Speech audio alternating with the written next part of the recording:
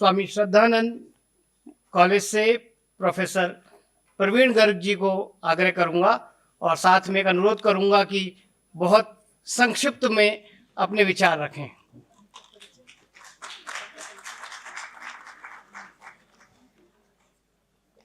धन्यवाद।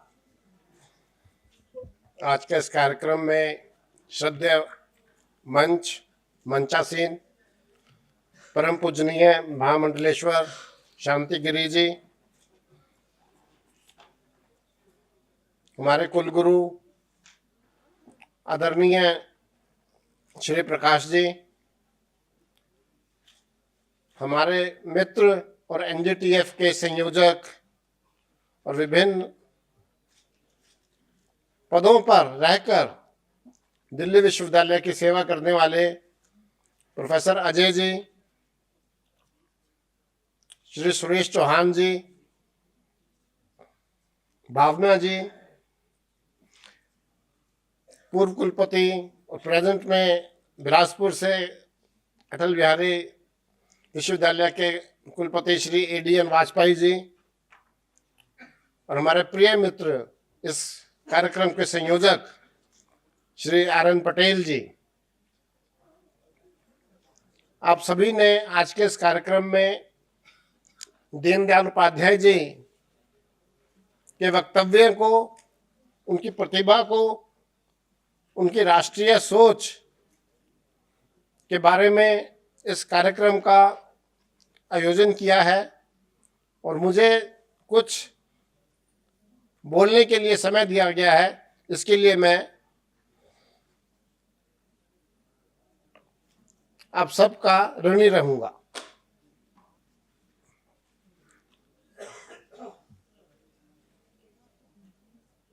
कुलगुरु श्री प्रकाश जी के बाद बोलने के लिए कुछ बचता नहीं है, लेकिन फिर भी जैसे कि 3 से 5 मिनट का मुझे समय दिया गया है, एकात्म मानवतावाद का कंसेप्ट सबसे पहले तो कभी कभी आता है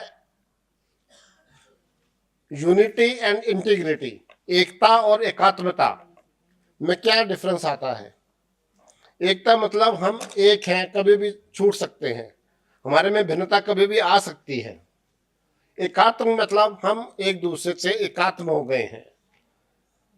जलेबी में चीनी चली गई है, वो एकात्म हो गई है, बिना किसी एडवांस साइंटिफिक टेक्निक के वो अलग नहीं हो सकती है।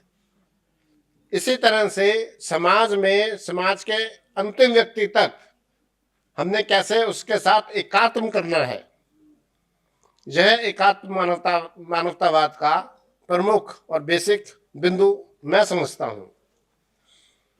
हम अपने से एकात्म होते हैं, अपनी चिति से एकात्म होते हैं, अपने त्याग के प्रति अपनी श्रद्धा रखते हैं, समाज को कुछ देने की भावना रखते हैं।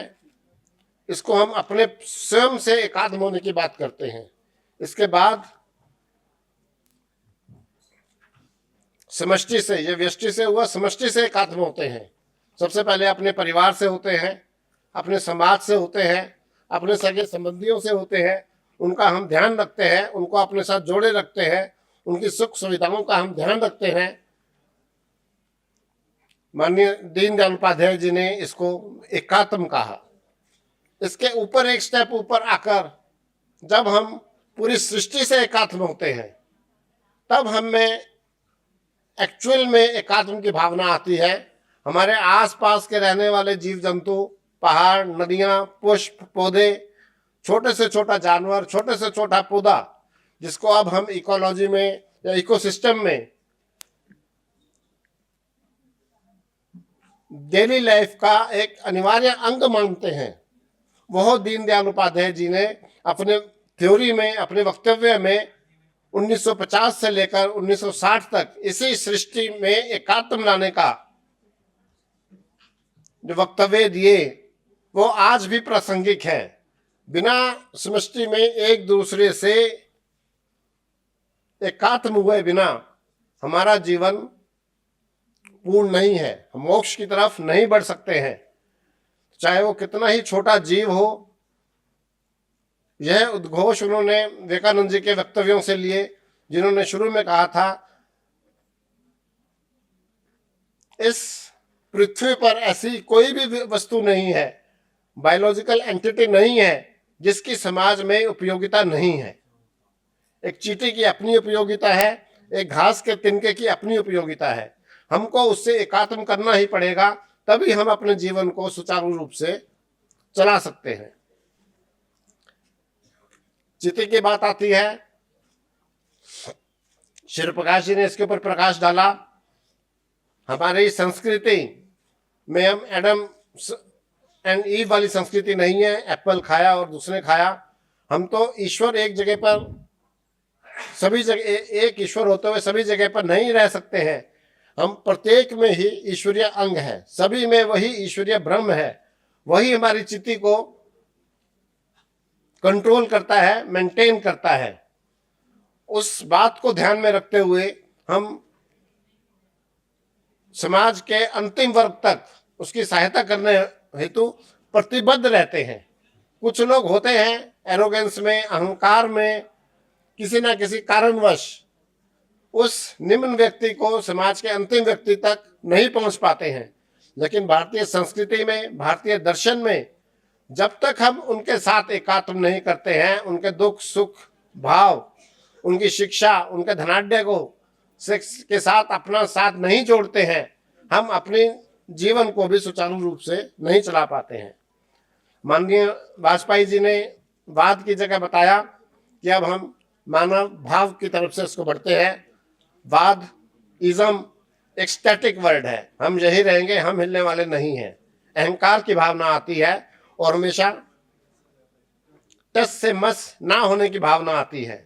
भाव हमारा एक डायनेमिक फॉर्म आता है। हमेशा हमारा भाव किसी भी व्यक्ति के लिए, प्रगतिशील कार्यों के लिए बदलाव लाने की क्षमता रखता है।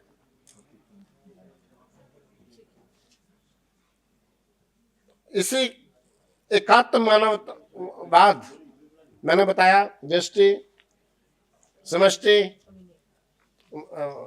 व्यष्टि समष्टि के बाद प्रकृति से भी जब सामंजस्य करते हैं तो एकात्म मानववाद के कंसेप्ट को अपने रूप में, अपने आप में परिपूर्ण करते हैं। समझता हूं आने वाले समय में इस कार्यक्रम के बाद हम सभी लोग और थोड़ा सा इसके बारे में